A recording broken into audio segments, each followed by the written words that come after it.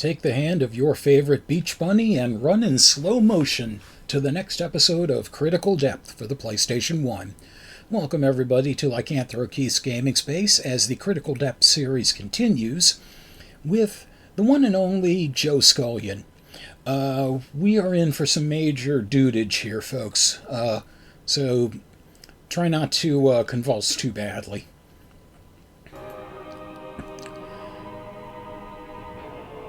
Yep, just a dude hanging onto a sled.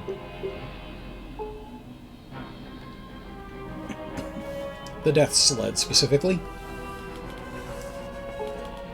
Dude, I shanked a shark. Awesome place, the ocean. The big blue, tripping stuff down there, man. Like those groovy pod things. They're the bomb. I gotta get me some of those. Yep, gonna dive deep. Gonna bag some pods, man.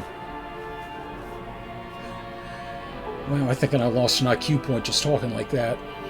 So dual impeller drive on the diving sled here.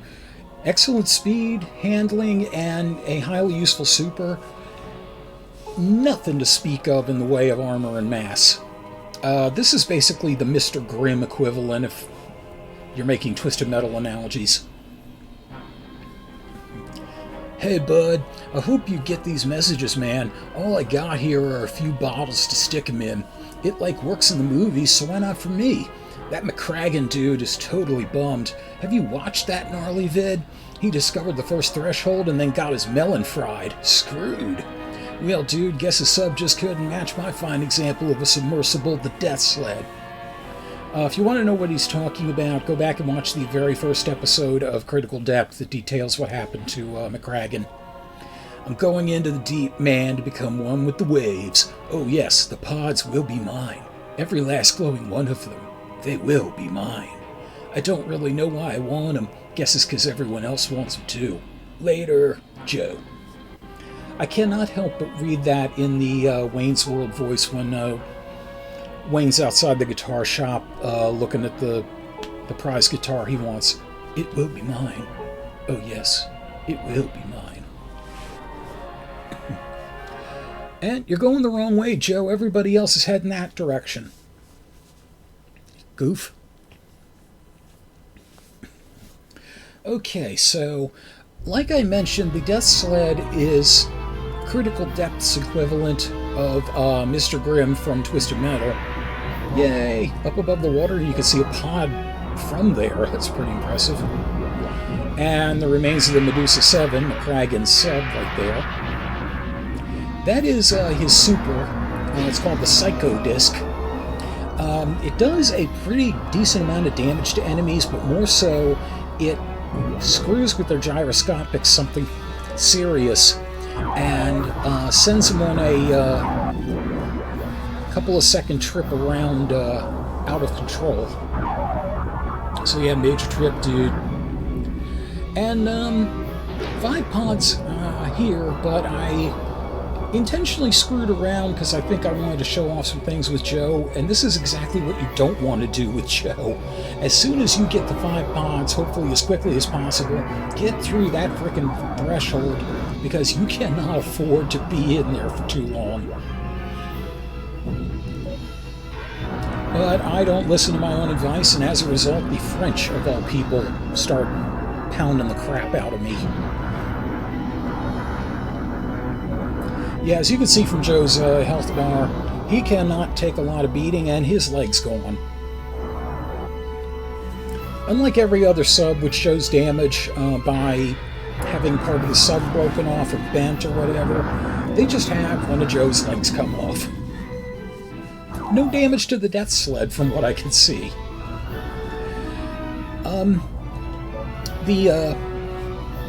Yeah, the thing is, if his leg really has been sheared off at the knee, or shanked, as you will, two things should happen. Number one, his femoral artery should have been severed, and he would have bled out incredibly quickly. And number two, every shark within a 5 nautical mile radius should have been all over him like a half-star rating on an Asylum movie.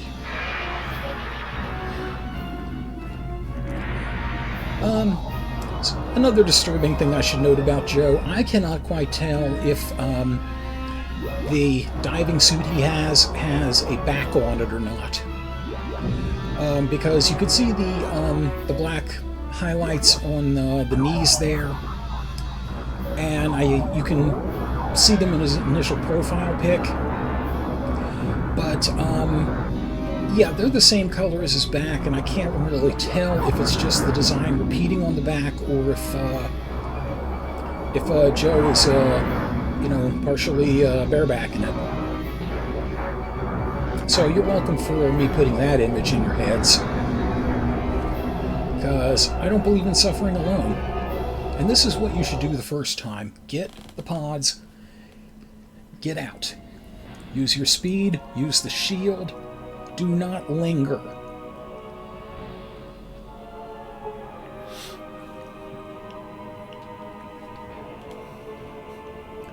Hey bud, this pod collecting gig is the coolest. Talk about the bomb.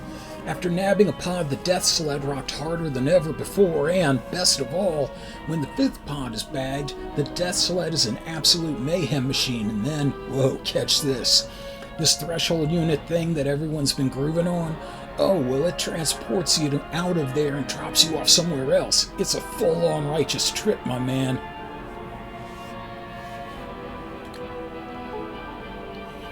But dude, chill for a sec. These pod scavengers are totally severe. They are out for blood. There are these way psycho-religious dudes that keep on frying the melons of anyone who crosses their path. These guys are in need of a serious attitude adjustment, if you know what I'm saying. I hear that these dudes are like some kind of sacred society of something. I ended that like it was a question. It just seemed that way to me. Their sub is totally bizarre, all golden and green glowing and stuff. The power of the crystal, man. Gotta love it, man. Gotta love it. Later, Joe. You know, suddenly I have this urge to watch Bill and Ted's Excellent Adventure. Or hell, I'd even settle for Bogus Journey. All these other pod collectors, they're totally gonna kill you.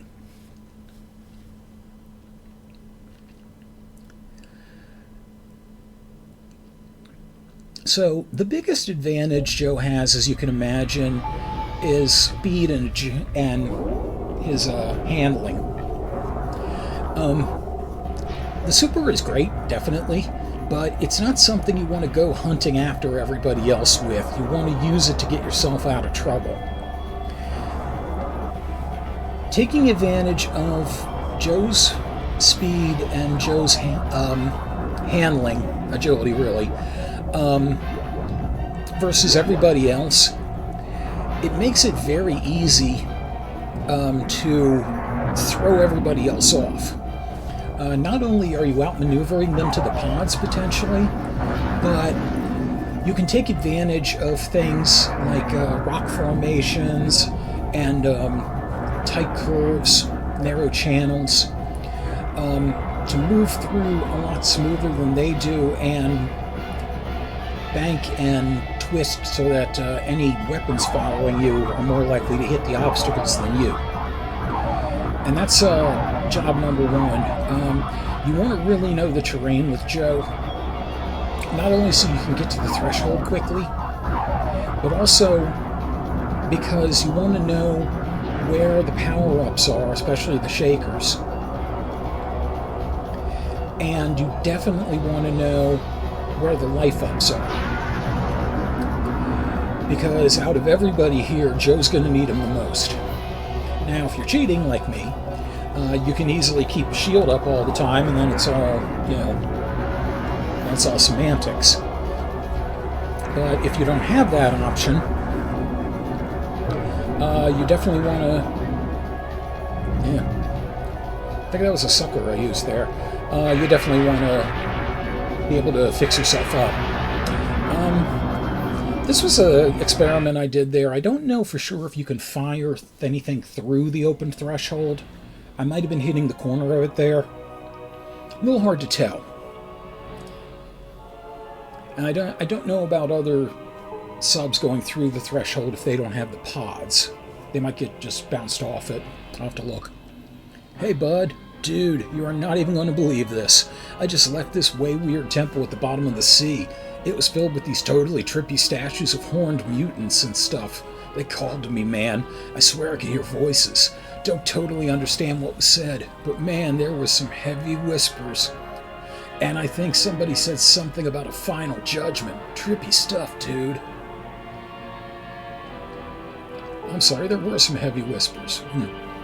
Man, if I ever met one of those spike heads, I'll just look him in the eye and say, hey, bud, let's party.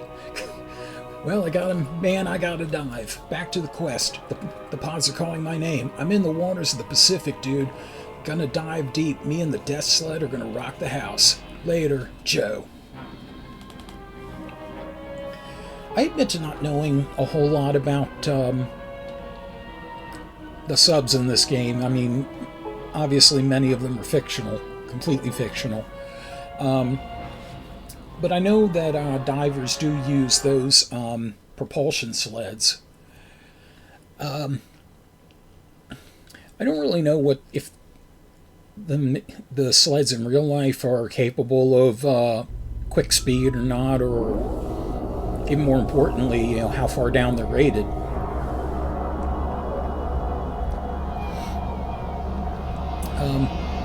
Which does remind me, I am definitely going to do a bonus video when the main series is concluded. And one of the things I'm going to try to figure out is exactly the difference between armor and mass. This is just a theory. I haven't been able to check this out or prove it or anything or find out anything about it, but I think mass might have something to do with critical depth. Basically what I'm going to do is I'm going to take a few different subs that have the extreme levels of mass and something in the middle, probably mortar core, and just see how long they all last at critical depth and see if there's a difference in there. In which case, that would probably be what mass is. But for right now, that's all speculation. But just giving us something to look forward to when the bulk of this is done. And this is a great place for Joe because there are plenty of things to get in everybody else's way, plenty of places to hide. The health ups are in basically two locations. One is in the bottom of that tall building with the glass, I believe. I think it's the bottom. And one is in the subway. But Joe has plenty of places where he can peace out if need be. As always, though, you want to make sure that you have at least one pod with you, because it doesn't do you any good to hide from all the fighting if all 5 pods are in play and you're nowhere near them. A little bit about the Psycho Disc also. I made the comparison to Mr. Grimm, but there is one important difference between Mr. Grimm's Death's Head or Scythe or whatever it was he was using depending on the game, and the Psycho Disc. The Psycho Disc does have full tracking ability, whereas Mr. Grimm's weapons were always straight-on firing. This put Grimm at more of a risk than Joe, because Joe can be off-center and still potentially hit, whereas Mr. Grimm usually had to head right towards somebody in order to try and get a shot off. Hey bud, this PodQuest is still totally cool, and that Sunken City was a total trip, but hey, these competitors are really just amateurs. I need an adversary that is a real challenge. I mean, man, give me a break, as if a bunch of freaky little environmentalists, business dudes, or fat old Soviets have a chance against me. Yeah, careful what you ask for, man. Of course, I don't mean to be cocky. It's just that I've spent my life on the edge. Maybe if I had spent my life fattening up in an office cubicle, I'd be more likely to be slaughtered. You tell me. Later, Joe. Oh, something from way back in the beginning, in Joe's profile when it says he shanked a shark. I have looked, and I have no frickin' clue what that means. The three main things that I could find for definitions of shank, or shanked, one is to stab somebody and with a improvised object, usually like a sharp piece of metal or plastic or glass, what have you, and that's also called a shank, or sometimes a shiv. The second is the part of the leg, especially between the knee and the ankle, which makes me think that maybe the way he caught that shark was having it gnaw on his ankle intentionally. And the third was, let's see, what the hell even was it? Oh yeah, the third was a narrow part of a tool that connected the handle to the operational end, according to Oxford. And they actually cited, of all things, a padlock. Apparently, the U-shaped bar that is what makes a padlock actually connect to something and lock itself is called the shank. So, upside down, righted. You rate with the select button, by the way, because it is very easy to turn yourself upside down, but you can, switch yourself back around and keep the blood from flowing to your head, which I have no idea if that would help or hinder Joe, quite frankly.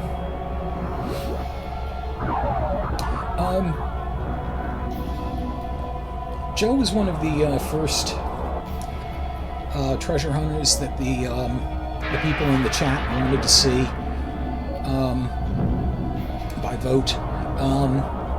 Joe has never been a favorite of mine, and that is actually odd because in Twisted Metal 2, one of my favorite vehicles to use is Twister, the Formula 1 race car, which, like Joe, is super fast, super agile, actually has a pretty good super that can do a fair amount of damage. It spins around on its nose cone and forms a tornado, and is also very useful for getting out of trouble because you can speed past vehicles and throw them into the air.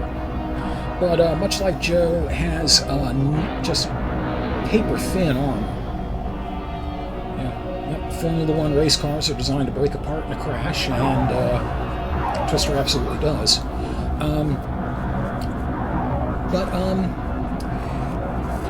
That's really the only time I've ever liked a vehicle that was super fast with super low armor. Incoming message. I will stand for your interference no longer.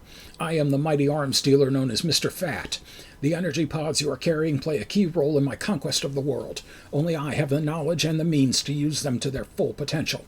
I will not permit you to continue in your vain and petty quest any longer. I have used my superior technology to block your progress through the threshold. I will now destroy you with my glorious submarine, the Kronos, and retrieve the pods from your pitiful wreckage. Prepare to meet your doom, dude. I swear when I started reading that, I almost did it in Joe's voice, or the voice I gave him. I was like, prepare to meet your doom, dude.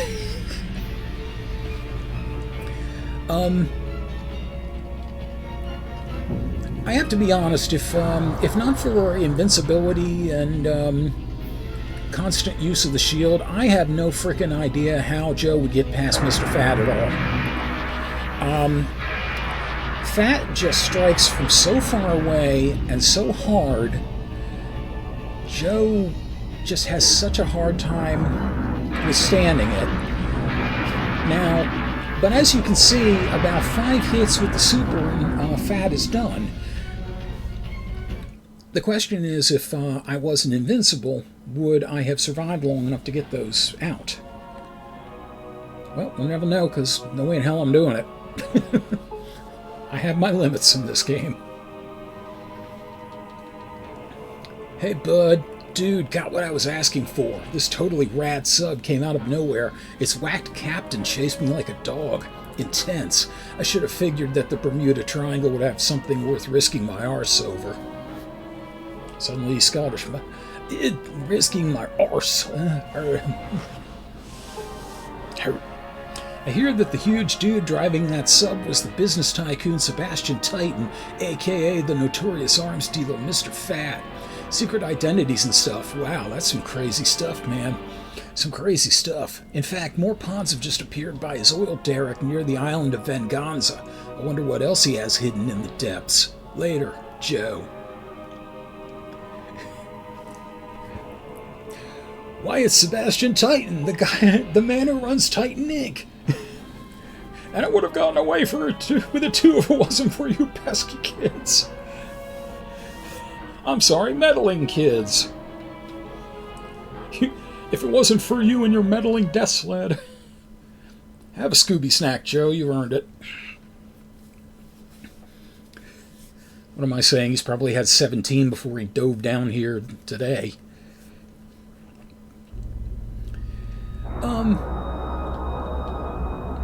Venganza is very much a mixed bag for Joe, depending on where he is, because there are a lot of crevices and cliffs, and there's the oil derrick itself that give him a decent amount of places to maneuver around, hide, throw off enemy aim, but there are also a lot of places with open water, which are definitely not good for his survival.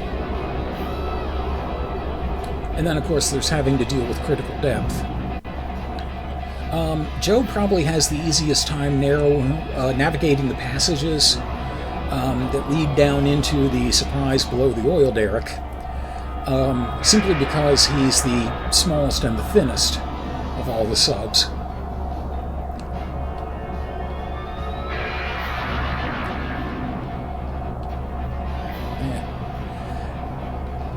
Yeah, occasionally you can see the Psycho Disc hit one of the enemies, and you can see him just kind of careen all over the place.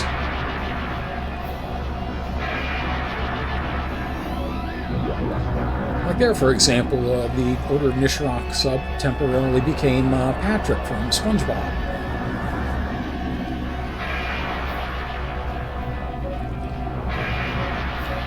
I do apologize for the herky-jerky movements in this. It's one of those things that, unfortunately, it's going to happen.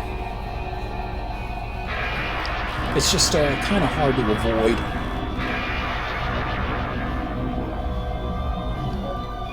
I think that's, I forget what that is. It's either a grate leading to one of the underground passages, or it's just a big stack of bricks. I don't remember for sure. And you can see what happened to Earth Hope there. They went careening and did a nosedive right into the rock.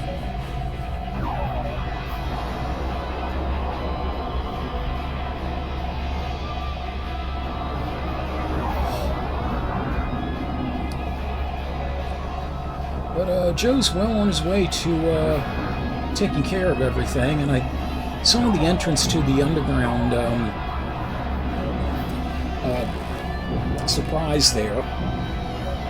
Go back and check out the original couple of playthroughs with Dr. Adam Apocalypse and Professor Armstrong, and you'll see what I mean.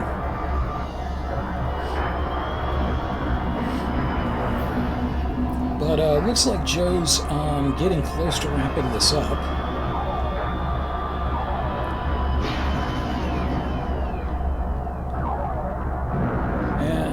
Appropriately enough, the VLO is actually showing up here. A lot of times they don't. You'd think they would be here. I mean, it's, you know, their island.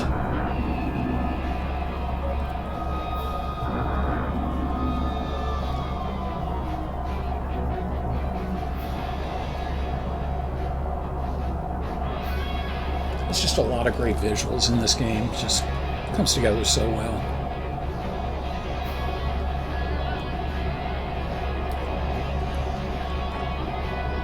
Well, as Joe heads to the threshold, I will get ready to say my goodbyes for now.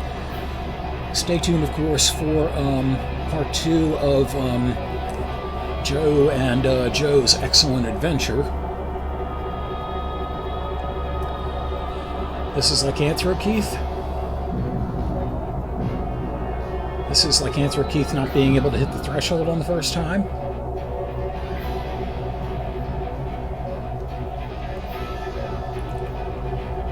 Almost shanked another shark there. Later, dudes.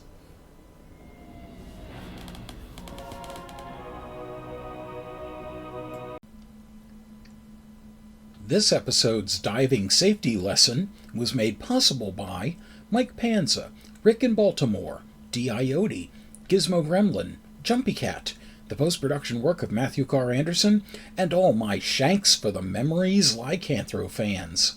Thank you very much for your continued support. Until we game again.